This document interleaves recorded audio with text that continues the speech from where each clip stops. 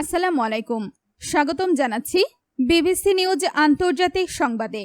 শুরুতেই সংবাদ শিরোনাম, এরপর বিস্তারিত। হরমুজ প্রণালী ঝুঁকিমুক্ত করতে যৌথভাবে মাইন সরাবে ফ্রান্স ওমান।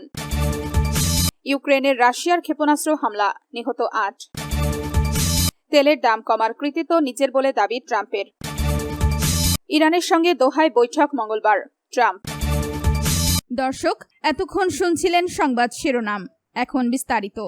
আপনি যদি ইসরায়েলের ধ্বংস চান এবং মুসলিমদের পাশে থাকেন, তাহলে ভিডিওতে লাইক করে চ্যানেলটি অবশ্যই সাবস্ক্রাইব করে দিবেন এবং আপনার মূল্যবান মতামত অবশ্যই কমেন্টে লিখে জানিয়ে দিবেন।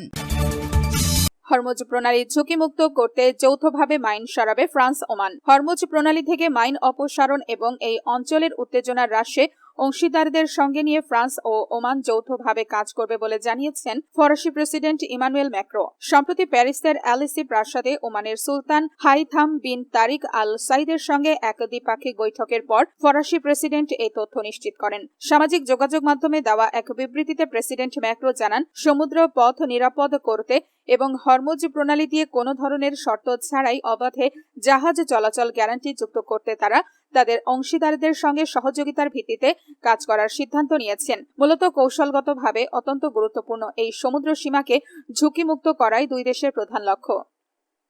আপনি যদি ইসরায়েলের ধ্বংস চান এবং মুসলিমদের পাশে থাকেন, তাহলে ভিডিওতে লাইক করে চ্যানেলটি অবশ্যই সাবস্ক্রাইব করে দিবেন এবং আপনার মূল্যবান মতামত অবশ্যই কমেন্টে লিখে জানিয়ে দিবেন।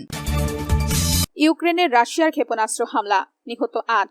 ইউক্রেন জুড়ে রাশিয়ার নতুন করে চালানো ক্ষেপণাস্ত্র ও ড্রোন হামলায় অন্তত ৮ জন বেসামরিক নাগরিক নিহত এবং আরও ৩৫ জন আহত হয়েছেন। সোমবারের ২৯ জুন এই হামলাকে ভয়াবহ আক্রমণ বলে তীব্র নিন্দা জানিয়েছেন ইউক্রেনের প্রেসিডেন্ট ভলোদিমির জেলেনস্কি। ৪ বছরেরও বেশি সময় আগে ইউক্রেনে রাশিয়ার সর্বাত্মক আগ্রাসন শুরু হওয়ার পর থেকে দেশটির অবকাঠামো ধ্বংস এবং জনগণের মনোবল ভেঙে দেওয়ার লক্ষ্যে ক্রেমলিন কৌশলগত বোমাবর্ষণ অব্যাহত রেখেছে।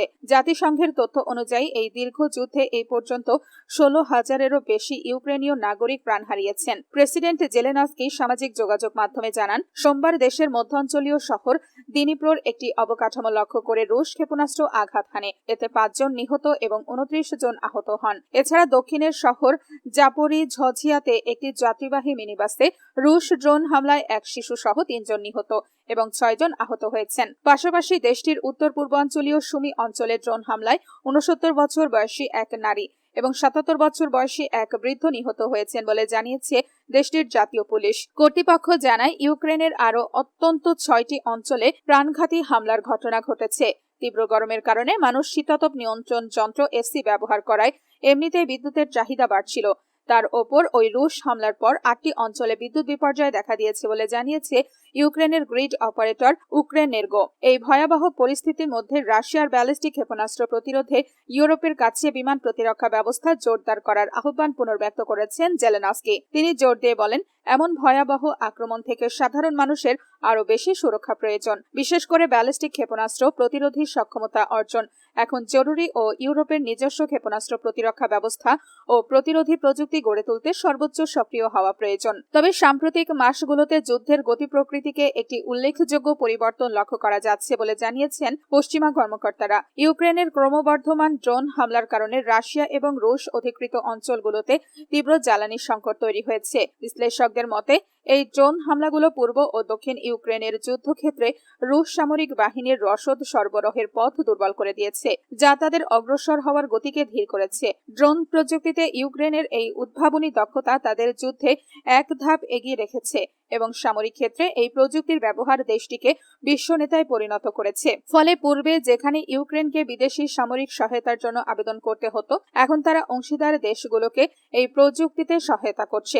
রুশ প্রেসিডেন্ট ভ্লাদিমির পুতিন রোববার ২৭ জুন স্বীকার করেছেন যে রাশিয়ার তেল শোধনাগারগুলোতে ইউক্রেনের দফায় দফায় দূরপাল্লার ড্রোন হামলার কারণে দেশটিতে জ্বালানি সংকট তৈরি হয়েছে। এই ঘাটতির ফলে পেট্রোল পাম্পগুলোতে মানুষকে ঘন্টার পর ঘন্টা লাইনে দাঁড়িয়ে থাকতে হচ্ছে, যা সাধারণ মানুষের মধ্যে ক্ষোভ ও হতাশার জন্ম দিয়েছে। জ্বালানি সংকট এবং এই সামরিক বিপর্যয় সত্ত্বেও আগ্রাসন বন্ধে কোনো ধরনের ছাড় দেওয়ার সম্ভাবনা নাকচ করে দিয়েছেন পুতিন। তিনি জোর দিয়ে বলেছেন, এই যুদ্ধে শেষ পর্যন্ত রাশিয়ারই জয় হবে। ক্রেমলিনের মুখপাত্র দিমিত্রি পেসকভ সাংবাদিকদের জানান, ইউক্রেনের বিষয়ে রাশিয়ার অবস্থানে কোনো পরিবর্তন আসেনি এবং রুশ সেনারা সম্মুখ সমরে তাদের আক্রমণ বজায় রেখেছে।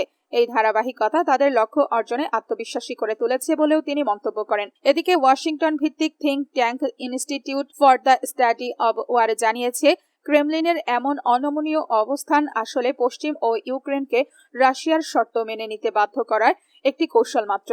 তবে তারা আরও যোগ করেছে যে 2026 সালে এসে যুদ্ধক্ষেত্রে রাশিয়ার কার্যকারিতা ক্রমাগত হ্রাস পাচ্ছে এবং সামরিকভাবে তাদের লক্ষ্য অর্জনের সক্ষমতা এখন প্রশ্নের মুখে। রাশিয়ার প্রতিরক্ষা মন্ত্রণালয় জানিয়েছে, রোববার রাত থেকে সোমবার সকাল পর্যন্ত তারা 209টি ইউক্রেনীয় ড্রোন ভূপাতিত করেছে। অন্যদিকে ইউক্রেনের বিমান বাহিনী জানিয়েছে, রাতভর রাশিয়ার উৎক্ষেপণ করা 108টি ড্রোনের মধ্যে 82টি ড্রোন তারা ধ্বংস করতে সক্ষম হয়েছে। আপনি যদি ইসরায়েলের ধ্বংস চান এবং মুসলিমদের পাশে থাকেন, তাহলে ভিডিওতে লাইক করে চ্যানেলটি অবশ্যই সাবস্ক্রাইব করে দিবেন এবং আপনার মূল্যবান মতামত অবশ্যই কমেন্টে লিখে জানিয়ে দিবেন।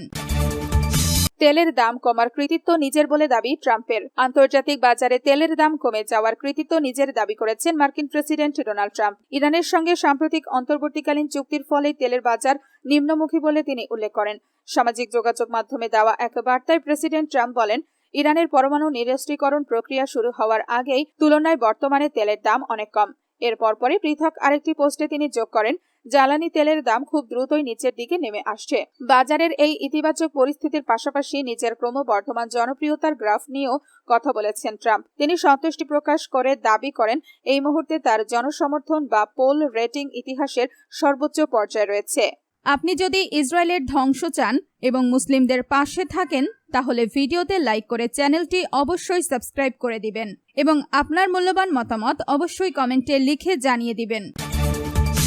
ইরানের সঙ্গে দোহায় বৈঠক মঙ্গলবার।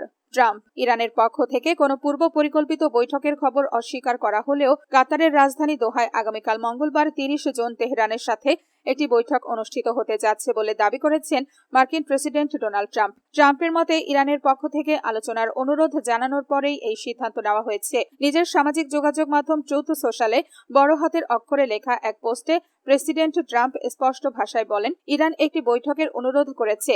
আগামীকাল দোহায় এই বৈঠকটি অনুষ্ঠিত হবে।